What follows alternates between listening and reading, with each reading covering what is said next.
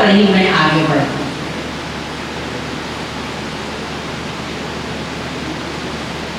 कलिजुग जोगन जग में ज्ञाना एक आधार राम गुण गाना। एक आधार है और पूरे नाम हमारा को खोलकर देख जाइएगा। 9 दोहों में गोस्वामी जी करते हैं। हमारे गोस्वामी जी बहुत प्रसन्न होते हैं ना, वहाँ 9 का उपयोग करते हैं। 9 दोहा, 9 छंद, 9 स्वरूप, 9 उपमा, 9 पक्षी, 9 पुष्प। तो यहाँ पर 9 दोहों में गोस्वामी जी नाम की वंदना और उसके बाद कथा लिखना प्रारंभ करते हैं। अब कथा, एक बात बताओ, ये लोग बड़े भाग्यशाली हैं। जन्म तो नहीं हुआ प्रयाग में, पर कर्म तो हो रहा है, गुरुधाम तो है। गुरुधाम के नाम पर हम सब लोग यहाँ आते हैं और जो लोग यहाँ जन्म लिए हैं वो तो बड़े बहुत बड़ बात है। उनकी भाग्य की सराहना मैं किन शब्दों में करूं, पर जो हमारे श्री नारायण आश्रम में यथा कदा आते हैं और यथा कदा नहीं भी आते, श्री गुरु पूर्णिमा महोत्सव में भी आ जाते हैं, तो वो प्रयागवासी ही माने जाएंगे। हमारे शास्त्रों में ऐसा आया कि वासी कितने लोगों को कहा गया है, उधर जाने पर बात करने चली जाएगी। तो तीर्थराज प्रयाग, पहले तो नाम दूसरा था लेकिन अब तो बड़ा सौभाग्य है, पूरा क्षेत्र ही प्रयाग बन गया। प्रयाग नाम आ गया। प्रयाग, प्र का मतलब प्रकृष्ट, याग का मतलब यज्ञ, जहाँ एक से एक उत्कृष्ट यज्ञ संपन्न हुए हैं, उस स्थल को प्रयाग कहा। एक बात बताऊं, और सब जगह जो कथाएं हुई हैं वो पढ़ लेना मानस, सब जगह कथाएं हुई हैं, चाहे भगवान शंकर कैलाश पर बोले, चाहे काकभूषुंडी नीलाचल पर बोले, चाहे गोस्वामी तुलसीदास जी दैन्य घाट पर, जितने लोग कथा बोले हैं, कथा को विश्राम दिया गया है। बोलते बोलते कथा को विश्राम दिया गया है। एक तीर्थराज प्रयागी की व्यासपीठ ऐसी है जिस व्यासपीठ पर महर्षि यादवल्क बैठे हैं और भरद्वाज जी सुन रहे हैं, वो कथा कभी विश्राम उस कथा को नहीं मिली। आज भी वो कथा चल रही है। हम लोग चर्म चक्षुओं से नहीं देख रहे हैं, लेकिन तीर्थराज प्रयाग की कर्मघाट त्रिवेणी की तट की कथा जो है, महर्षि यादवल्क का बखान और भरद्वाज का स्मरण, ये आज भी चल रहा है। लेकिन ये रुक जाएगा तो सारी सृष्टि की गति रुक जाएगी। ये कथा कभी, इस कथा को विश्राम हुआ ही। मैं निवेदन करना चाहूंगी, लेकिन जब योग लग्न तिथि का मिलन होता है तभी होता है। यादवल्क जी प्रतिवर्ष आते थे प्रयाग में, भरद्वाज जी तो यहाँ का अधिष्ठाता थे ही, लेकिन यादवल्क जी भी हमेशा आते थे, कथा वार्ता दूसरे से सुने, सत्संग कहीं हो रहा था तो बैठ नहीं गए। 1 महीना हो जाता था, मकर स्नान पूरा, कल्पवास पूरा, लौट जाता। महर्षि बड़ी बारीक चीजें हैं, पाठ आप लोग रोज कहते हैं, लेकिन इस सूत्र को समझा है। महर्षि भरद्वाज के मन में एक बात आई कि इतने साधु महात्मा यहाँ आते हैं, जुटते हैं, बैठते हैं, आपस में चर्चा करते हैं, बातें करते हैं और बढ़िया आध्यात्मिक वातावरण रहता है। 1 महीना के बाद यहाँ से चले जाते। लेकिन प्राय बात बताऊं, विद्वानों में बड़ी कमी भी होती है। विद्वान जो होते हैं ना, वो जल्दी किसी से कुछ पूछना पाछना नहीं चाहते। विद्वानों का एक बड़ा अहम होता है कि बस जो है सो हम ही तो, ये दूसरे से कोई बुद्धि जल्दी कोई खुलवाता नहीं है। मैं क्या कहूँ, अपना घर है इसलिए मैं कह रही हूँ, यहाँ तो अपना आश्रम है, अपने लोग हैं, सभी भक्त हैं, संत हैं। बड़े बड़े सम्मेलनों की बात मैं हिमांशु जी बता रही हूँ, जहाँ की सैकड़ों लोग मंच पर बैठते हैं। 10 मिनट 15 मिनट समय मिलना बहुत बड़ी बात। इस तरह के कार्यक्रम पंजाब इत्यादि में बहुत, मैं बहुत लुधियाना, अम्बाला, लेकिन उसमें यही कि सैकड़ों लोग मंच पर बैठते थे, समय का निर्धारण हो जाता, इसका समय कितना है, उस समय में अपनी सेवा करनी है, बोलना। लेकिन विद्वान आते थे, घोषणा होती थी, मंच संचालक समय प्रदान करते थे, विद्वान बोलते थे और बोलने के बाद स्थान पर लौटकर बैठते भी नहीं थे, बोलकर वहीं से विदा हो जाते। अपनी बात बोल लिए, ये भी नहीं देखना है कि और भी दूसरे विद्वान कोई आया, उसने भी जीवन को कसौटी पर कसा है, उसने भी कुछ निष्कर्ष निकाला है, उसका भी तो कुछ हम श्रवण करें। सिद्धांतों का आदान प्रदान तो हो, परंतु हम विद्वानों में ये बहुत बड़ी कमी है। सुनाने की इच्छा तो होती है, लेकिन सुनने की प्रवृत्ति नहीं। कई बार याज्ञवल्क्य जी जैसे विद्वान, तत्ववेत्ता, तपोनिष्ठ आते जो वास्तविक रहेगा वो बिना छेड़े कुछ बोलेगा नहीं, कुछ छेड़े कोई पूछे तब तो कोई चर्चा होगी, ऐसे तो वो बैठकर। ऐसे ही महर्षि याज्ञवल्क्य प्रति वर्ष आते थे और 1 महीना का समय व्यतीत करके वहां से विदा हो जाते थे। एक बार महर्षि भरद्वाज के मन में बड़ा कौतूहल हुआ, ये भाई सब आपस में ही चिंपो करके रह जाते हैं, और इतना बड़ा तपोनिष्ठ जो राजर्षि श्री जनक जी महाराज के आचार्य थे, जिन्होंने गार्गी को उपदेश दिया, और ऐसे महर्षि याज्ञवल्क्य हर महीना रहते हैं, लेकिन किसी ने मौका नहीं दिया कि याज्ञवल्क्य जी भी 2 शब्द बोले। मन में कौतूहल हुआ, अच्छा ही था। महीना खत्म हुआ, सब लोग जब विदा होने लगे, जाने लगे, तो महर्षि भरद्वाज जी ने एक बार क्या किया कि भरद्वाज मुनि बसहि प्रयागा, और ऐसा भाव ज्ञानियों में नहीं आता, इस प्रकार का भाव किसी भक्ति में आएगा। दूसरों का सम्मान करना ये भक्त ही कर सकता है, ज्ञानी नहीं कर सकता। ज्ञानी तो अखड़ है। भरद्वाज मुनि बसहि प्रयागा, जिन्हें राम पद अति अनुरागा, जिनको श्री राम जी के चरणों में अगाध स्नेह था, उन्होंने कहा नहीं, इस बार मैं नहीं मानूंगा, इस बार मैं नहीं मानूंगा, इस बार मैं रोकूंगा जरूर। और करके क्या किए, महर्षि याज्ञवल्क्य के पास दौड़े और उनके चरणों में लिपट, अरे भरद्वाज ये क्या करने लगे? उन्होंने कहा महाराज, याज्ञवल्क्य मुनि परम विवेकी, अब भरद्वाज राखे पद टेकी। वो भाग रहे थे, लेकिन महर्षि भरद्वाज ने चरणों को पकड़ करके रख दिया।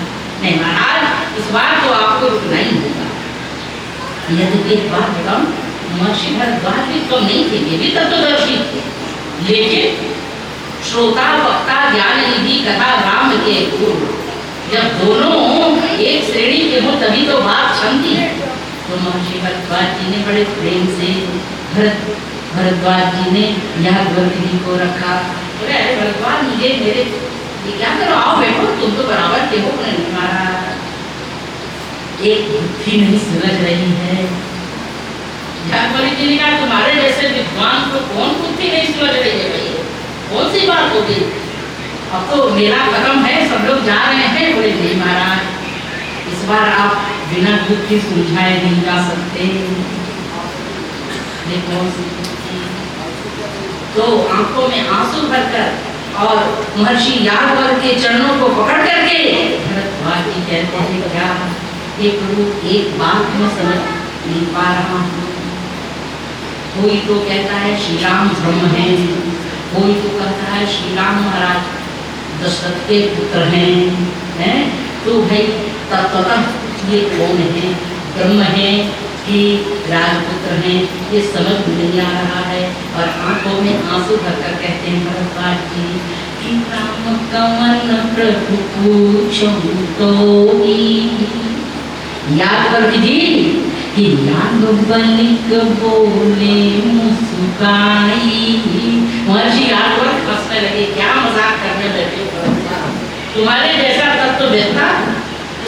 में ये बुद्धि रहेगी क्या? तुम सब जान रहे हो, लेकिन केवल मुझसे कहलवाना चाहते हो। लेकिन भरद्वाज जी ने कहा नहीं प्रभु, राम कमन प्रभु पूछूं तो ही, अब जाग बलिक बोले सुगाई। एक सूत्र यहाँ भी है, श्रोता ऐसा समर्पित हो, श्रोता जो हो वो श्रोता में समर्पण हो और वक्ता में प्रसन्नता, तभी कथा होती है। तो महर्षि भरद्वाज समर्पित हैं और जात बलिक भी प्रसन्न है। जात बलिक बोले मुस्काई, अरे मैं भी तो चाह रहा था कि कुछ कहूँ, अब बकरा जो रहता है उसको भी तो इच्छा होती है मैं भी कुछ कहूँ कुछ बोलूँ, लेकिन कोई पूछे नहीं रहा था तो मैं कैसे क्या करता। लेकिन हे भरद्वाज तुमने मुझे मौका दिया है, तो ठीक है मैं बताता हूँ। हमारा बताइए श्री राम कौन है? यादवती जी ने प्रारंभ किया कि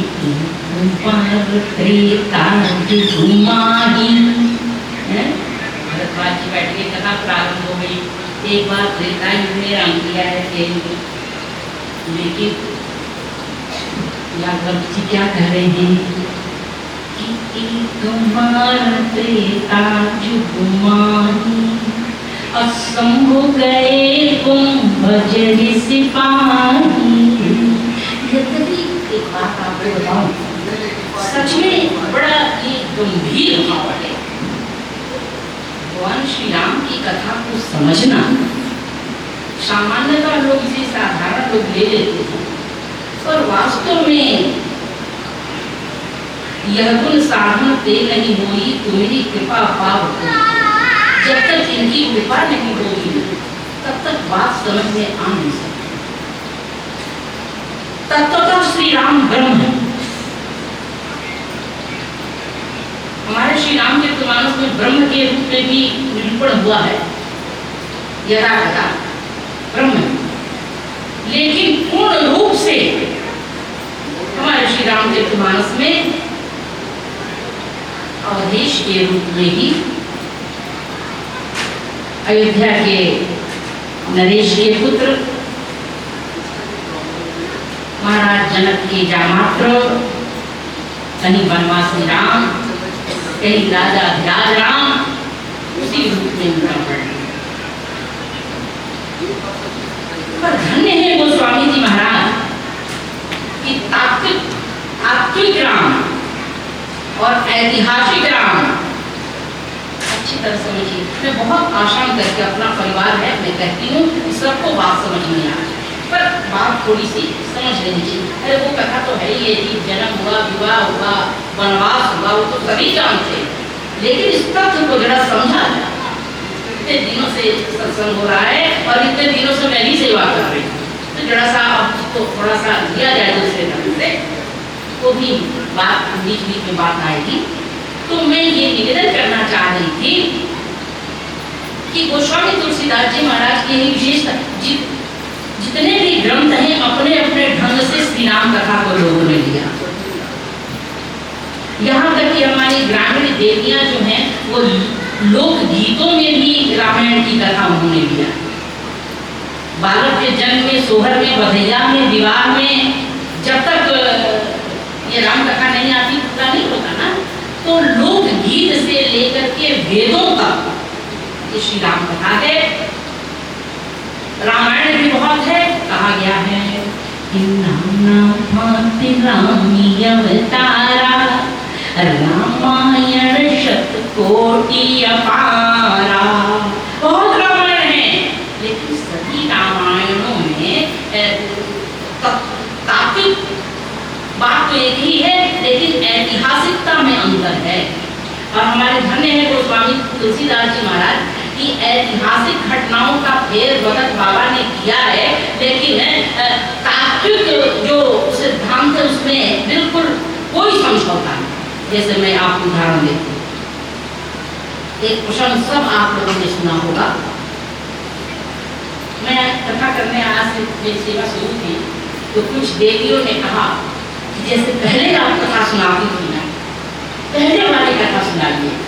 तो उनकी भावना का मैं आदर करूँगी, सुनाऊँगी, ऐसी बात नहीं है, लेकिन थोड़ी सी और भी तो देखा जाए ना। तो इस प्रकार मैं निवेदन करना चाह रही थी कि ऐतिहासिक घटनाओं में गोस्वामी जी ने परिवर्तन किया है, लेकिन तात्विकता में कहीं समझौता नहीं। कैसे परिवर्तन किया है मैं आपको बताऊँ। जैसे वो प्रसंग आपने पढ़ा होगा, सुना होगा कि श्री राम लक्ष्मण माता सीता को गंगा पार कराया गया है ना। तो महर्षि वाल्मीकि का रामायण जब पढ़ेंगी तो उसमें आया है कि इन मूर्तियों को पार कराने वाला स्वयं निषाद राज था।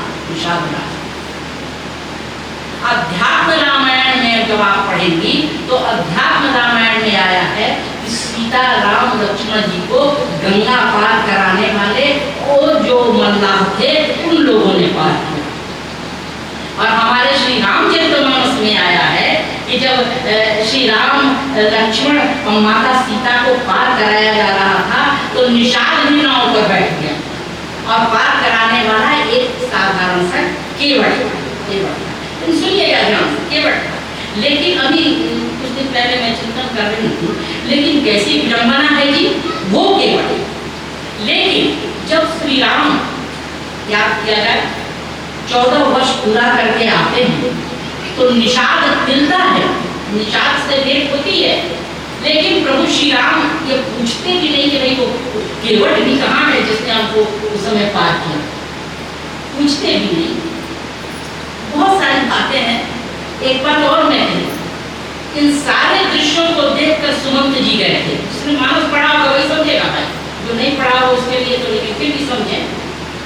सुमंत जी सारे दृश्यों को देखकर जाते हैं और महाराज दशरथ को सुनाते हैं कि भाई ऐसे सब लोग खड़े रहे और मैं भी खड़ा रहा, देखूं ठाड़ को इस धरी छाती, मैं हृदय को पत्थर बनाकर देखता रहा और इस प्रकार श्री राम लक्ष्मण और बहुरानी सीता को बैठा करके केवट ने पार किया। इतना तक तो किया, लेकिन सुमंत जी सारे लखन कहे कुछ वचन कटोरा, श्री लक्ष्मण जी ने कुछ कठोर वचन भी कहे, राम जी ने आप लोगों को प्रणाम किया है, ये सब पता है। लेकिन सुमंत जी कतई एक शब्द भी इस प्रसंग के विषय में नहीं बोले कि भाई वो केवट नैया पर बैठा गया तो जरूर, लेकिन बड़ा नोक-झोंक किया था। चरण धोने के लिए इतना नोक-झोंक को केवट किया, वो तो बाद में तैयार किया गया तब क्या, उस प्रसंग को ही सुमंत जी ने छोड़ा। बड़ी विचित्र गंभीर बातें हैं। एक थोड़ा सा हमने एक विद्वान से सत्संग भी किया, उन्होंने कहा कि गंभीर बातें हैं। बात यह है कि केवट का नोक-झोंक जो था, केवट के बैल प्रेम लपेटे अटपटे, अब दिन से करुणा है चितई जान की लखनतना। यानी केवट की अटपटी बातों को सुनकर श्री राम लक्ष्मण और माता सीता को देखकर बेहोश पड़े। ये सब घटना तो घटित हुई, लेकिन यह घटना भौतिक नहीं, ये घटना आध्यात्मिक थी। ये आध्यात्मिक लीला ठाकुर की ऐसी थी जिसकी जानकारी सबको नहीं हो सकी, सब लोग नहीं देख सके। ये आपस में बहुत ऐसी लीलाएं प्रभु श्री राम की होती हैं, ठाकुर जी की लीलाएं होती हैं। वृंदावन में जाइए ना तो वृंदावन में बहुत ऐसी लीलाएं हैं जो कि लोग नहीं देख पाते, और कह दिया जाता है कि ये लीला भाई रात्रि में यहाँ कोई आता नहीं। ऐसे निकुंज हैं, ऐसे स्थान हैं जो रात्रि में बंद हो जाएंगे तो वहाँ कोई जाएगा नहीं, कि ठाकुर जी की अपनी निजी लीला है। तो इस प्रकार इसमें भी कहा गया कि ऐसी निजी लीला थी तो सब लोग देख ले। खैर, तो मैं ये कहना चाह रही थी कि तात्विक श्री राम, लेकिन ऐतिहासिक घटनाओं में फिर बदल हुआ। ऐतिहासिक घटनाओं में तो गोस्वामी जी ने बड़ा विचित्र परिवर्तन कर दिया। यह प्रसंग है जब श्री राम लक्ष्मण और माता सीता को वनगमन के लिए गंगा पार कराया है ना। लेकिन अध्यात्म रामायण में देखेंगे तो बड़ी विचित्र स्थिति। अध्यात्म रामायण में जिस समय प्रभु श्री राम अहल्या जी का उद्धार करके जा रहे थे, अहल्या उद्धार का प्रसंग प्रसंग हुआ और उस समय भी गंगा के तट पर गए थे, तो गंगा पार जब करना हुआ तो गंगा पार करके जनकपुर जाना था, तो वो जो जनकपुर की यात्रा थी, उस जनकपुर की यात्रा को नैया पर पार तीनों मूर्ति को बैठा करके और मन्ना होने किया। लेकिन इस प्रसंग को उठाकर गोस्वामी जी ने वनगमन के समय जोड़ा। अब उनका तात्पर्य क्या था, वो कौन सा सूत्र देना चाहते हैं? तो कहने का तात्पर्य कि ऐतिहासिक घटनाओं में फेरबदल है, लेकिन तात्विकता में कोई गलती नहीं। तत्वतः श्री राम वही। तो मैं वही निवेदन करना चाह रही थी कि जिस समय महर्षि आदि ने प्रारंभ किया कि कुमार त्रेता जुगुमानी असंग गए भज ऋषि पानी।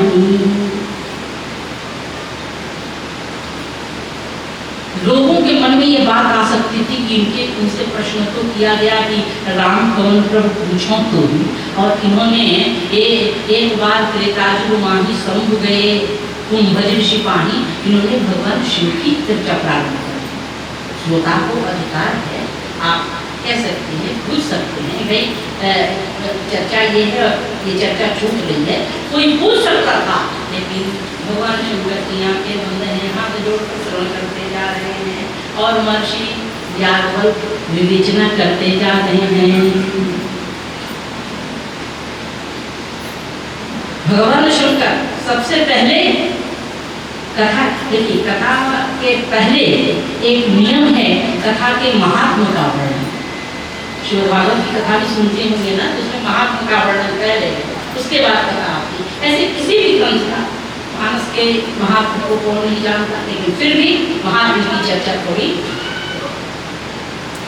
तो इसी प्रकार ये महात्मा, यही तो महात्मा, जिस कथा को सुनने के लिए साक्षात भगवान शंकर कुंभज ऋषि के पास एक मनुष्य के पास आए। ये कथा, इसमें वक्ता की महानता कोई नहीं है।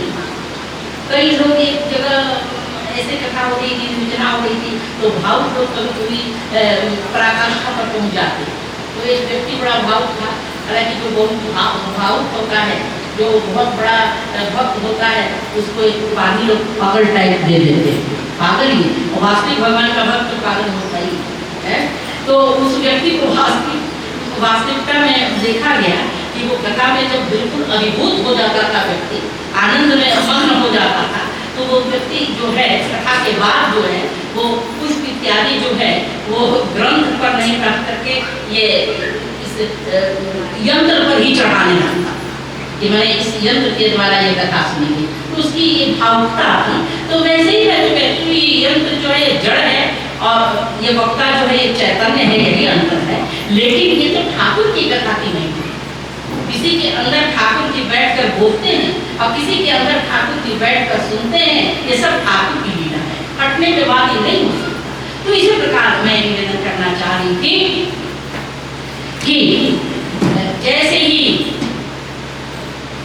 चर्चा आई, भगवान शंकर की चर्चा हुई, सती जी को तो बड़ा कौतूहल हो रहा था। कौतूहल तो इसलिए भी हुआ कि महादेव आकर के कुंभज ऋषि को प्रणाम किए। सती और भी चंचल हो गई, ये कैसा वक्ता है भाई, वक्त है, वक्ता को जो है श्रोता प्रणाम करता है, और यह कैसा वक्ता है कि वक्ता ही हाथ जोड़ रहा। तो इस वक्ता की कथा क्या सुननी है भाई, ये तो महादेव की पत्नी है, जब चाहूंगी महादेव को बैठाऊंगी और कथा सुन रही। यही अहंकार है, यही अहंकार है। मोह सकल व्याधि कर दूंगा, और इसी मोह के कारण, इसी जड़ता के कारण, इसी अहंकार के कारण भगवान शंकर की धर्मपत्नी होने के बावजूद सती का जीवन नष्ट भ्रष्ट। इस व्यक्ति की बात क्या सुनी, हालांकि भगवान शंकर ने बहुत समझाया, बैठी तो रही, लेकिन बैठने से नहीं होता।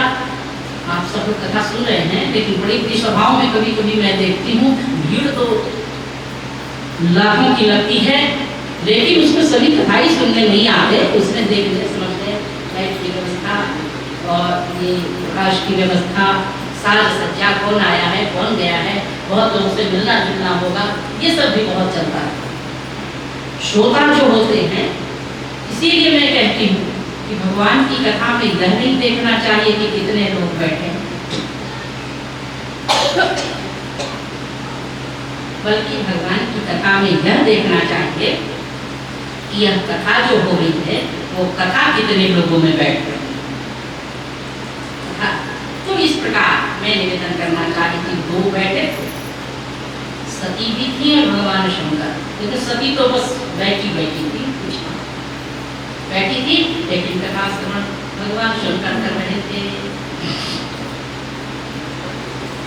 मैं निवेदन करूं, याज्ञवल्क्य जी ने मानो संकेत किया कि श्री राम की कथा जो है वो श्री राम का मंदिर तो जरूर है, पर मंदिर में प्रवेश करने के लिए पहले द्वार होता है।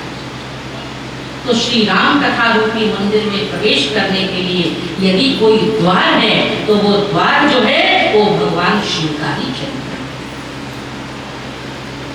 भगवान शिव का चरित्र जो है वही श्री राम कथा का मंगलाचरण है। जब तक भगवान शिव की चर्चा नहीं होती तब तक श्री राम की कथा प्रारंभ हो ही नहीं सकती। पर इस रहस्य को सती नहीं समझ सकी, पाठ भी किया होगा और हमने कई बार सुनाया भी है।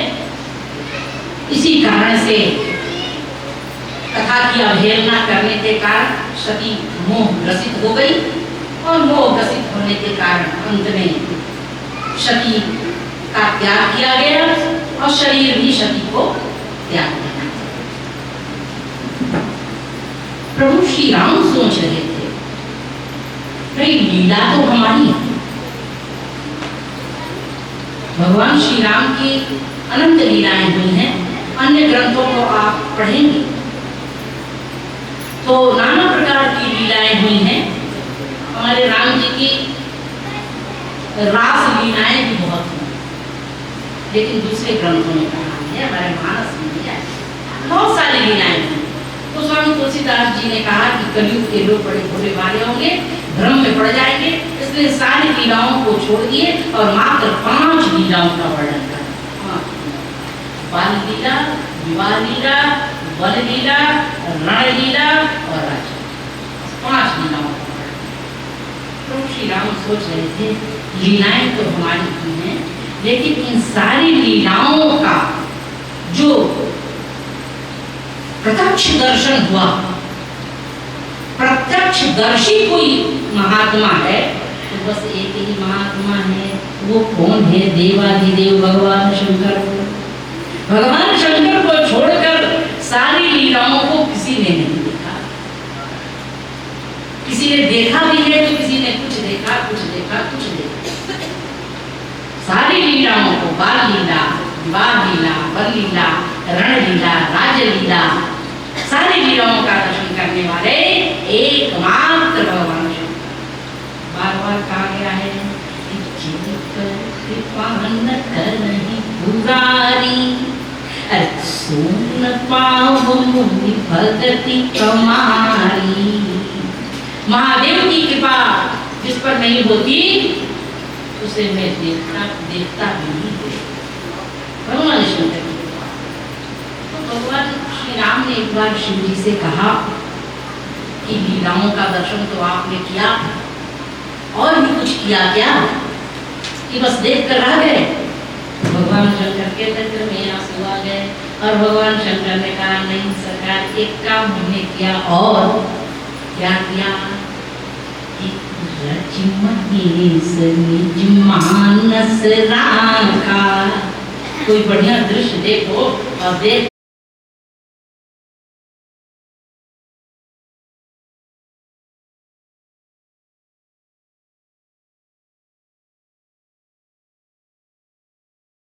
करे विचारा। महाराज ने क्या कहूं कि जन्म कोटि लगी रगर हमारी, अब बरो शंभु नत रहूं कुंवारी। महाराज विवाह होगा तो शंकर जी से ही होगा, अन्यथा मैं आजीवन तुम्हारी रहना होगी। जैसे ये स्वर ऋषियों के नेत्र में गूंजे, सारे ऋषि चैतन्य हो गए। और क्या हुआ कि प्रेम, ये परीक्षा लेने तो आए क्या कि प्रेम बोले मुनि ज्ञानी, जय जय जगदम्बिके भवानी। इस प्रकार प्रणाम करके दंडवत करके वहां से ऋषि हो गए और भगवान शंकर को सारी बात सुनाई। तो यहाँ भी इधर का भी प्रेम देखा और उधर संगति मिलाई।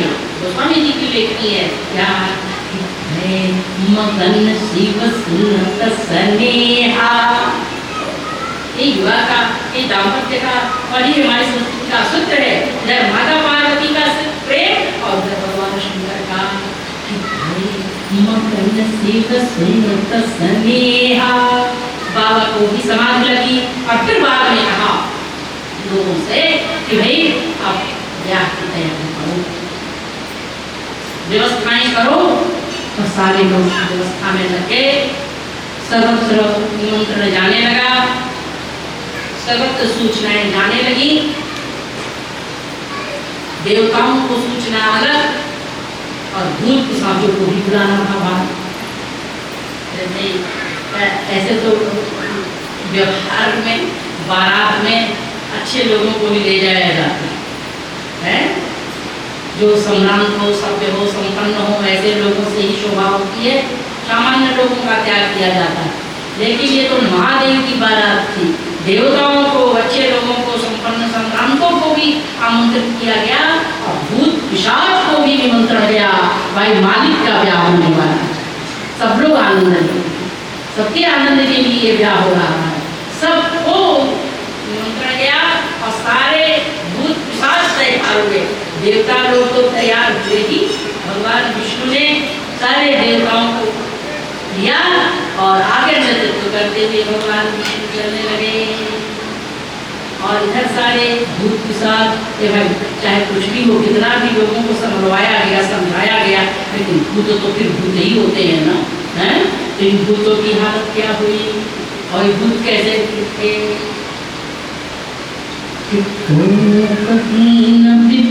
मुख काबू, किसी को मुख ही नहीं था, केवल मांस का लोथड़ा था और किसी को चारों तरफ मुख ही नहीं। मुख काबू अभिपद कर कोई बहुपद पाहु। और इस प्रकार एक बात बताओ, भगवान शिव की जब बारात चली ना जी, तो ऐसा लगता था कि हाथ से उसका विशेष आनंद आया है। जैसे भगवान विष्णु चले तो गंभीर, लेकिन आज गांभीर इनका भी भूल गया। क्या विष्णु कहा असबी हसी तवा भूले सकल है। भगवान विष्णु हंसने लगे और हंसते हुए लोगों को ठीक से किया, भाई इधर उधर मत चलो, कतारबद्ध होकर चलो। देवताओं ने कहा ठीक है महाराज, हम तो कतारबद्ध होकर के चल रहे हैं, लेकिन बगल में देखिए ना ये लोग कैसे चल रहे हैं। कैसे अभिपद कर कोई बहुपद बाहु। अरे कभी कभी तो ये भूत पिशाच क्या गजब का काम करते थे। टेढ़े पेढ़े तो चलते ही थे, कभी कभी एक दूसरे से उलझ भी जाते थे। कोई किसी के कभी गले पर हाथ दे दे, कभी कोई कुछ कर दे। अंत में भगवान शंकर को मुड़ करके उनको शांत करना पड़ता था। भाई क्या कर रहा है, हंसी कर रहे हो, भरपूर गाड़ी बारात में चल रहे हो, लोग वहाँ क्या करेंगे, जरा ठीक से तो चलो। और भूत पिशाच को जो तेज होते ही और इस प्रकार क्या हुआ,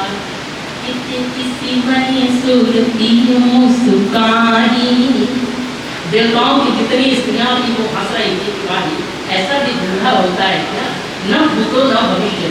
अरे साधारण व्यक्ति भी रहता है, ब्याह करने जाता है तो कुछ धस तो जाता है, कुछ तो परिधान पहन देता है ना।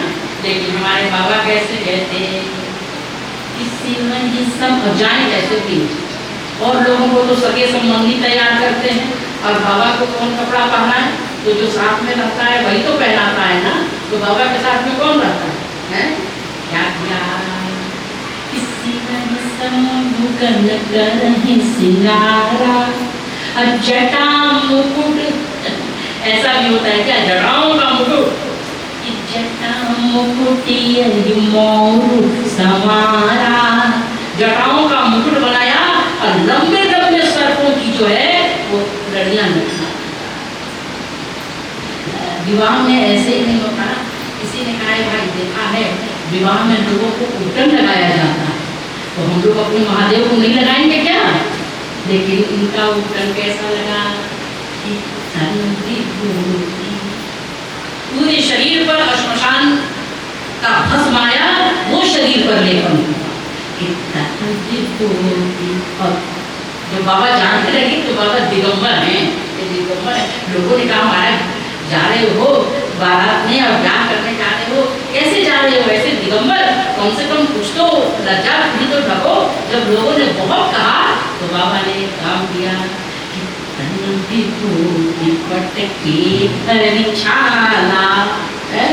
और उसके पश्चात चले बसनी चढ़ी बाजनी बाजा। बड़ी गंभीर, देखिए तो हास्य की बात में सुना दी, पर बहुत यहाँ गंभीर अध्यात्म है। बाबा का जो ये अशुभ देश है, इस सारे अशुभ देश में शुभ देश छुपा हुआ। कैसे? प्रकृति के 5 तत्व। प्रकृति के 5 तत्व कौन है? क्षिति जल पावक गगन समीरा, अपंच रचित ये अधम शरीरा। अब प्रकृति के 5 तत्वों का मालिक आज ब्याह करने जा रहा है, तो 5 तत्वों की अधिपति जो है, और ये 5 तत्व बाबा ने कैसे धारण किया तो देखा जाए पृथ्वी तत्व, तो पृथ्वी तत्व को कैसे धारण किया? ये भस्म क्या है? पृथ्वी तत्व, तन विभूत। और उसके बाद चित जल, जल कैसे धारण किया? शशिललाट सुंदर सिर गंगा, ये गंगा जी के मस्तक पर है, जल तत्व है। चित जल। और पावक अग्नि तत्व को कैसे कब्जे में रखा? तो शिवती शरणयन उघारा, चितवत काम वयोजनि धारा। चित जल, पावक और गगन। गगन आकाश तत्व, आकाश तत्व, आकाश तत्व का संबंध जो है ध्वनि से होता है, तो ध्वनि को कैसे धारण किया? क्या? कर त्रिशूल अरुटमरु विराजा। और शरीर, वायु तत्व क्या है सभी जानते हैं, सर्प जो है वो वायु का भक्षक है, तो सर्प के द्वारा कुंडल कंकन पहिरे प्याला, छोटे छोटे सांपों का कुंडल और कंगन पहन लिए। और इस प्रकार चले बसनी चढ़ी बाजनी बाजा, बारात चल पड़ी। और जब बारात चली तो हिमाचल महाराज के यहाँ के की जो बाल मंडली है दौड़ी दूल्हा देखने के लिए। प्रसंग आया है, सबसे पहले भगवान विष्णु पर दृष्टि करो। बच्चों ने कहा क्या खूब, हम सब तो यही जानते थे कि हमारी जीजी के समान सुंदर कोई हो ही नहीं सकता, कोई हो ही नहीं सकता, लेकिन जीजा जी का सौंदर्य क्या कहना। एक ने कहा ये तुम्हारे जीजा जी नहीं है, ये तो बाराती हैं, जीजा जी आगे भी रहेंगे, बढ़ो आगे। तो बालकों ने आपस में बात की कि जिस बारात के बाराती लोग इतने सुंदर हैं, तो फिर दूल्हा का क्या कहना। आगे बढ़े तो बृहस्पति जी माना, अरे वाह वास्तव में क्या करूं, अरे ये भी नहीं की, और आगे बढ़ो। और जब बाल मंडली आगे बढ़ी और जब लोगों ने कहा ये है तुम्हारे जीजा जी, और सर्पों ने ऐसा फुंकार मारा कि बच्चे नंगे पांव उधर से भगे और माताओं के आंचल के नीचे नीचे लगाकर लगे लंबी लंबी सांस देने। माताओं ने कहा अच्छा बताओ दूल्हा कैसा है? बालकों ने कहा मैं दूल्हा पूछती हूँ, बैल पर बैठ करके एक पागल चला रहा है, लोग उसी को दूल्हा कहते हैं। माताओं ने कहा अरे शिव जी का सवारी तो बैल होता ही है, पागलपन की बात क्या है? तो बालकों ने कहा कि अगर सीधे सीधे वो बैल पर बैठ के रहते तब तो कोई बात नहीं है, नंदी पर बैठ कर आ रहे हैं, पर हमने देखा कि वो बैठे तो हैं नंदी पर, लेकिन उनका मुख जो है वो पूंछ की ओर है और पीठ जो है वो नंदी की मुख की ओर। तो ऐसा तो कोई पागल ही करेगा ना, उल्टा कौन बैठेगा। माताओं ने कहा बात क्या है भाई। अब बात ये थी, बैठे थे बाबा सीधे ही, लेकिन ये भूत पिशाच जो हमेशा उलझ रहे थे ना, तो उनको शांत करने के लिए बाबा को मुड़ के शांत करना पड़ता है। तो बाद में उन्होंने सोचा कब तक मुड़ता रहूंगा, इकट्ठे में मुड़ जाता और उधर मुड़ करके सबको नियंत्रित करते हुए बारात चली। उसके पश्चात पार्वती जी की सहेलियां आई। पार्वती जी की सहेलियों ने भी अता पता लगाया और पता लगा करके जब माताओं के पास गई तो माताओं से माताओं ने पूछा बताओ बारात कैसी है। तो बारात के विषय में जब पूछा तो सारी सहेलियां व्याकुल हो गई और व्याकुल होकर के माताओं से अपनी माँ से कुछ कहने लगी।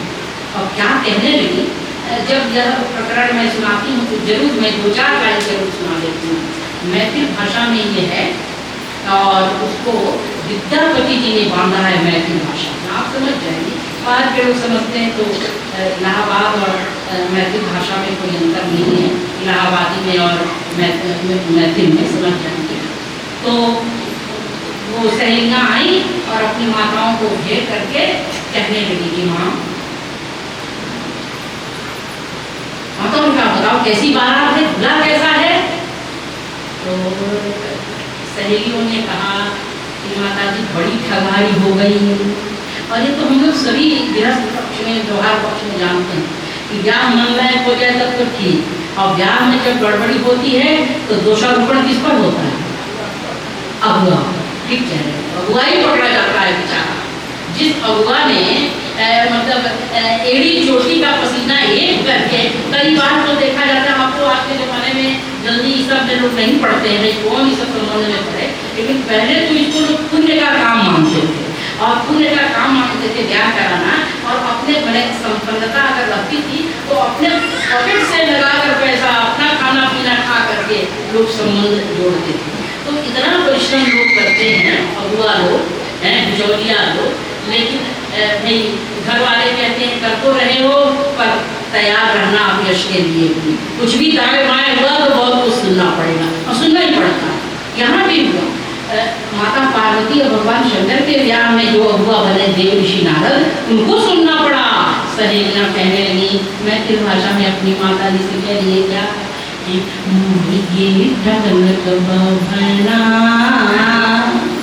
ब्राह्मण क्या है, बहना क्या है, ये ब्राह्मण का अपभ्रंश है।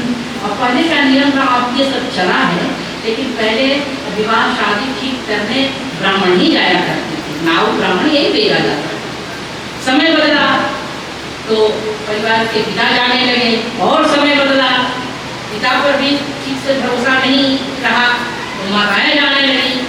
अब माता पिता दोनों पर भरोसा नहीं रहा तो कन्याएं अपने चयन करने लगी। ये सब चला है ना, है हाँ। लेकिन पहले ऐसा ही था।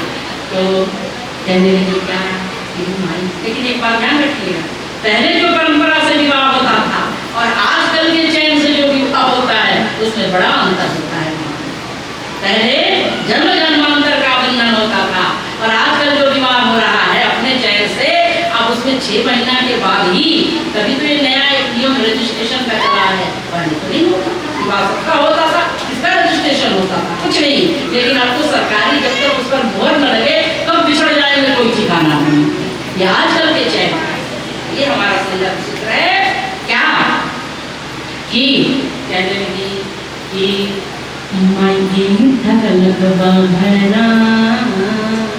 उस ब्राह्मण ने बड़ी ठगाई की। क्या ठगाई की? तो कहते तो सुनने में तो ये आया था, शिव जी के 3 भुवना। सुनने में आया था कि पार्वती जी के दूल्हा 3 लोक के मालिक। अरे तो कुछ कमी आ गई क्या? तो सहेलियों ने कहा, हम लोगों ने पता लगाया माँ क्या कि 3 लोक की बात कहती हो। सुने चलती शिव जी के 3 भुवना और आज सुनै छी मैयो करना अंगना माई के टगलक बबना। तो बड़ी बूढ़ी माताओं ने कहा कोई बात नहीं, परिवार तो बढ़िया है ना, परिवार बढ़िया रहने तो कुछ कमी खलती नहीं। सहेलियों ने कहा परिवार के बारे में भी पता लगा लिया। क्या लगाया?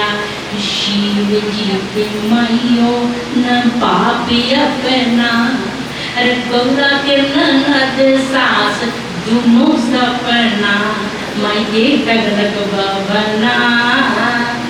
धनई विद्यापति सुनु गना। विद्यापति ने बहुत लंबा पढ़ा है। तो मैं यही कहना चाह रही थी कि ये सब होते होते मैना मैया सोने की थाली में परीक्षाओं की सारी सामग्रियों को लेकर आगे आगे जा रही है। अब पीछे में समव्यस्ता सखियां जब महादेव जामात के रूप में खड़े हुए तो मैना मैया की आंखें तो बंद थी। देवियों ने कहा आंखें खोलो, सामने खड़े हैं। मैना